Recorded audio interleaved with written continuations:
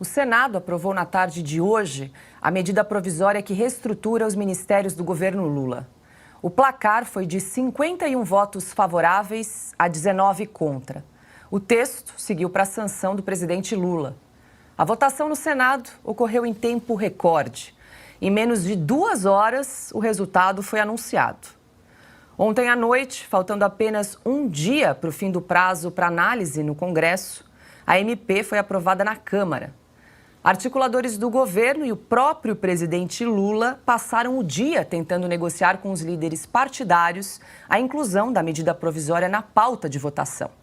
Um dia antes, em meio ao risco de ter MP rejeitada, o governo autorizou o pagamento de 1 bilhão e 700 milhões de reais em emendas parlamentares. Depois da votação, Lira disse que a partir de agora, o governo vai precisar andar com as próprias pernas. O presidente Lula fez o apelo de manhã, nós passamos o dia todo conversando a respeito e a Câmara, os líderes de partidos independentes que não fazem parte da base do governo, importante, reconheceram a necessidade de dar mais uma oportunidade ao governo. Portanto, nós estamos longe ainda de estarmos comemorando uma base, como alguns tentam perpassar. Amanhã será um novo dia, o dia de o Senado apreciar a matéria e o governo ter a oportunidade de voltar a trabalhar e o presidente Lula, aí sim, de forma mais efetiva, entrar junto com seus ministros numa articulação mais permanente, mais correta, para que o governo, em matérias que normalmente virão, tenham uma condição de ter dias mais tranquilos. E é importante que se diga e deixe claro que daqui para frente o governo, claro, vai ter que andar com as suas pernas. Ana, nós comentamos ontem aqui no programa que o governo estava aí com a corda no pescoço para aprovação dessa MP, da reestruturação dos ministérios, né? Na mesa colocaram em mais de 1 bi 700 milhões em emendas. O presidente Lula saiu ligando para o presidente da Câmara, Arthur Lira, para tentar, né, compor aí uma articulação mínima para conseguir aprovar e salvar aí as 37 pastas. Mas Arthur Lira deu um recado muito claro aí para o governo, né? Então, um pouco desanimado também, né, o Arthur Lira. Ele que teve um inquérito aí ressuscitado também pelo STF de última hora, ou seja, colocaram a corda no pescoço dele e ele teve que fazer toda a movimentação nos bastidores que, como ele disse, o governo não fez. Agora, o que aconteceu com o tal orçamento secreto? Agora 1,7 bilhão, né? Não é mais orçamento secreto, agora é emendas de relator, agora é, conversar com o Centrão, é fazer política, não, é assim mesmo. Olha, Paula, por mais que o governo esteja cantando vitória hoje, né, nessa batida aí, mais 37 ministérios, vamos ter que trabalhar muito para sustentar tanto parasita nesses ministérios. Não foi uma vitória do governo. O governo está sentindo, o desgoverno, né, está sentindo que não tem votos, não tem articulação, e esses ministérios, muitos foram esvaziados, né? O próprio Ministério do Meio Ambiente, da Marina Silva que virou um fantoche. Olha, vai lá para Davos para a gente ganhar uns likes no nosso Instagram, para a gente colocar ali, né, uns pontinhos na turma do ESG, para a gente mostrar que somos preocupados com o ambiente, mas quando chega aqui no Brasil, Marina Silva não apita absolutamente nada, o ministério dela agora não tem mais a autonomia, a independência, a autoridade que ela, inclusive, achou que teria.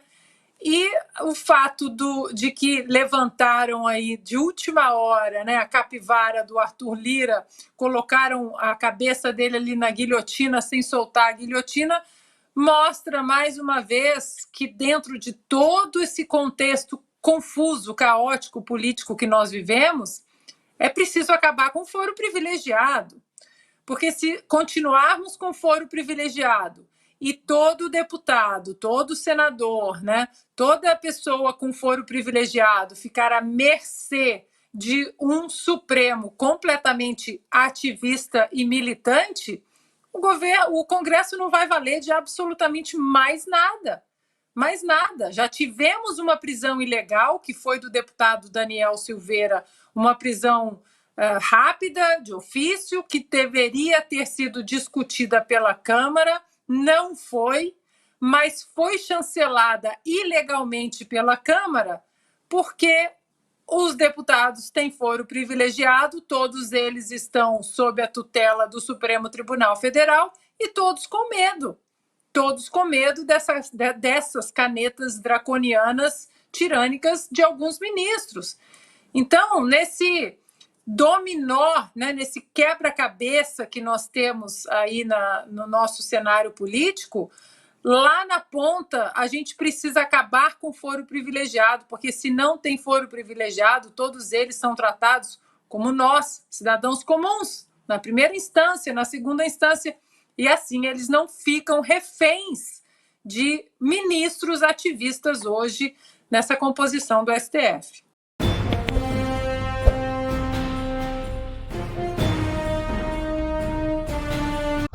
Olá, sejam todos bem-vindos ao canal reagindo às principais notícias do cenário político nacional e também internacional. Você que ainda não é inscrito, se inscreva no canal, acione o sininho das notificações e deixe aquele joinha que fortalece o nosso trabalho.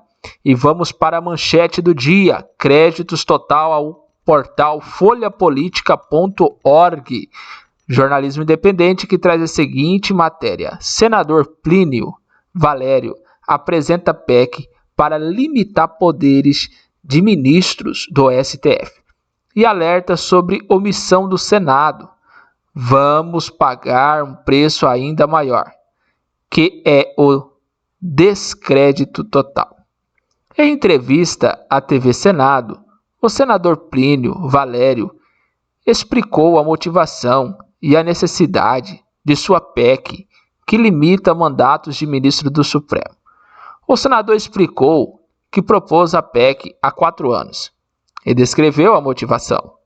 Era com medo que acontecesse o que está acontecendo agora, que alguns ministros incorporassem a personalidade de semideuses, por achar que não tem que dar satisfação a ninguém, sem intrometer em todos os assuntos, como estão se intrometendo agora.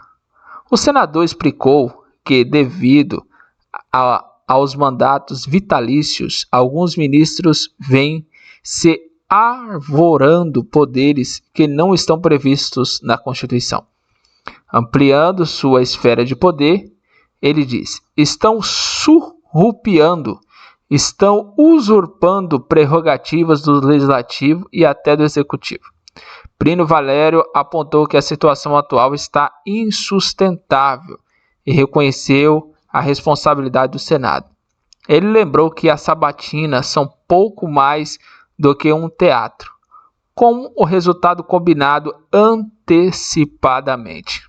Claramente, né?